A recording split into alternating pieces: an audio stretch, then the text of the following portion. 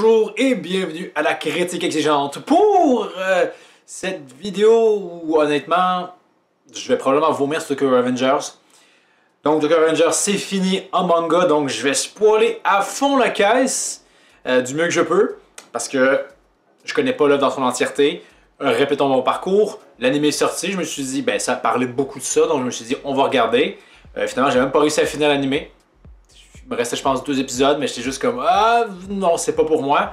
Redisons à nouveau, hein, c'est un animé où c'est novateur parce que le personnage principal est pas très fort et pas très malin. Il a vraiment rien pour lui. Donc, c'est ça. Et voilà. Mais je suivais quand même ça un petit peu loin des Scantran, voir un peu où est-ce que ça s'en allait. Et éventuellement, quand il finit vraiment par réussir à son objectif initial, on le rappelle, c'était de garantir un futur où Ina est saine et sauve, et il y arrive, mais on ajoute l'intrigue assez mauvaise que Mikey a comme des pulsions noires, qui s'expliquent pas super bien, je pense, et qui vraiment rentrent dans le domaine du surnaturel presque, et qui tente de le sauver, mais il retourne ainsi dans le passé, mais ça fout le bordel, plus... Il y a plein de trucs négatifs qui s'en passent. Et arrivons justement dans les derniers chapitres. Finalement, on apprend que Takemichi est fort. Ça sort vraiment un peu de nulle part. Et il se bat contre Mikey, mais toujours pas assez fort pour le vaincre. Et c'est alors que Mikey, avec un katana, je pense, le tue. Du moins, le poignarde. Et là, les ténèbres s'en vont de son cœur. Il y a un moment touchant entre les deux amis. Et puis, bang! Ils se retrouvent, les deux, téléportés dans le passé. Mais beaucoup plus longtemps dans le passé. Genre, au moment du passé idéal pour qu'ils aient le temps de tout changer. Et c'est laquelle qu'ils se donnent. Parce que là, les deux sont conscients qu'ils sont retournés dans le passé. Habituellement, c'était juste Takemichi qui était tout seul. Mais là, les deux vont pouvoir coopérer pour changer le passé. Et ils le font. Et tout ce que je vous raconte se passe en 2 chapitres. Si je dis pas de bêtises. Vraiment. 2 chapitres. Ils ont dans le passé se rendent compte que comme oh, on va tout changer, on nous explique qu'ils ont tout changé, bang, maintenant on est rendu dans le futur où tout va mieux, et le dernier chapitre sert à montrer que tout va mieux dans le futur, si je dis pas de bêtises.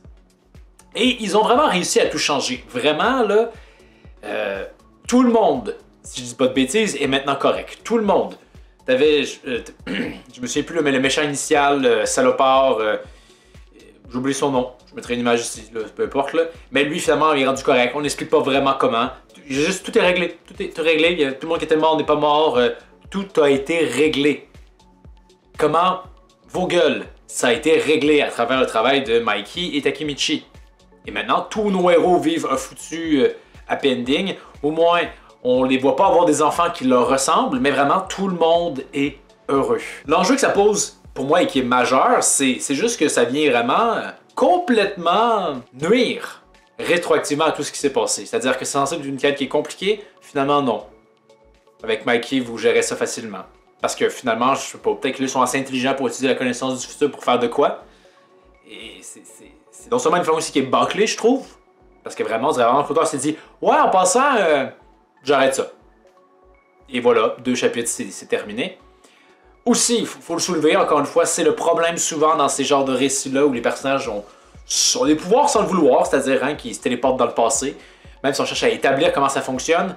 Ben ici, encore une fois, le pouvoir se produit, ne respecte pas habituellement, c'est un certain laps de temps toujours fixe. Ici, on va plus loin encore, parce que, autant que je le sache, c'est pas expliqué. Mikey est dans le processus ce coup-là parce que...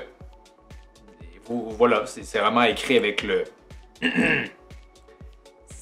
En plus, on le redit, tous les sacrifices hein, pour arriver à cette fin-là, ben ils existent juste dans l'imaginaire de Takemichi maintenant, et également celui de Mikey, c'est tout. Il se souvient que comme ah ouais, j'ai fait des sacrifices pour me rendre là. Ben oui, t'as vécu des chocs émotionnels, mais tous ceux que t'aimais sont encore en vie maintenant, hein. Donc oui, t'as un long parcours, mais t'es le seul un peu à l'avoir connu avec Mikey.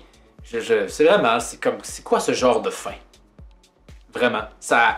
J'avais lâché Tokyo Revengers parce que je me suis dit, ah, clairement, ça, on est dans le shonen neketsu de merde qui va évidemment scénaristiquement s'écrouler. C'était déjà presque le début dès le départ, là, mais ouais, là j'ai l'intime conviction que j'ai bien fait de pas écouter ça jusqu'au bout.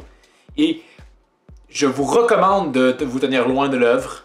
Je dis pas qu'elle n'a pas des qualités, mais honnêtement, une fin de comme ça, là, c'est pénible. Tout ce qu'on voit, c'était des combats. Mikey qui est juste trop fort de A à Z. Éventuellement, on se demande comment est-ce qu'ils vont faire pour le vaincre. Puis finalement, il faut juste que Takemichi se sacrifie pour que finalement les ténèbres dans Mikey se tombent. Vraiment, là. On dirait que l'auteur s'est écrit comme dans un coin. Puisqu'il s'est dit, oh, faut que je poursuive mon œuvre, même si mon personnage principal a réussi son objectif, j'avais juste à rendre ça plus complexe, hein, quelque chose. Non. Vraiment, j'en ai assez maintenant. Et voilà, c'est fini, basta. C'est à savoir si l'anime va pousser ça un peu plus loin. Ils ont l'opportunité de le faire. Littéralement, l'auteur a dit comme, hey, voici.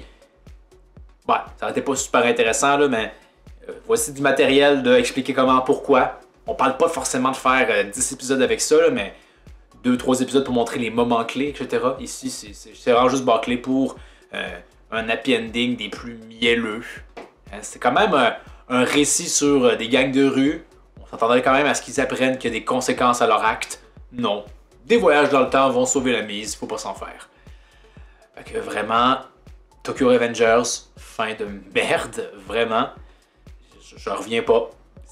On est presque dans le domaine de la farce, de la parodie, tant que c'est mauvais à mon avis.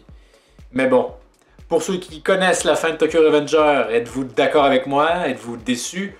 Ou somme toute, vous êtes content quand même que tout se passe bien pour vos personnages? Donc, faites-moi en part dans les commentaires. Pour la prochaine critique exigeante, il y a beaucoup de stocks qui s'en viennent, donc retour au Dragon Ball Super. Donc, je sais plus quand le chapitre sort, mais il sortira et j'en ferai une review bien sûr. Également, on est rendu à 5 épisodes 6 à 10 de Bleach de sortie, donc il faut que je les regarde pour livrer ma review de ces 6 à 10 épisodes-là, qui, je pense, vont être de meilleurs acabit que les 5 premiers.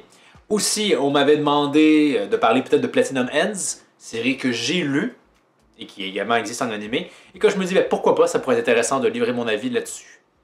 Donc, voici le programme pour les prochaines semaines. Donc, merci d'avoir regardé. N'hésitez pas à commenter, partager, vous abonner et plus encore. Et je vous dis à la prochaine critique exigeante.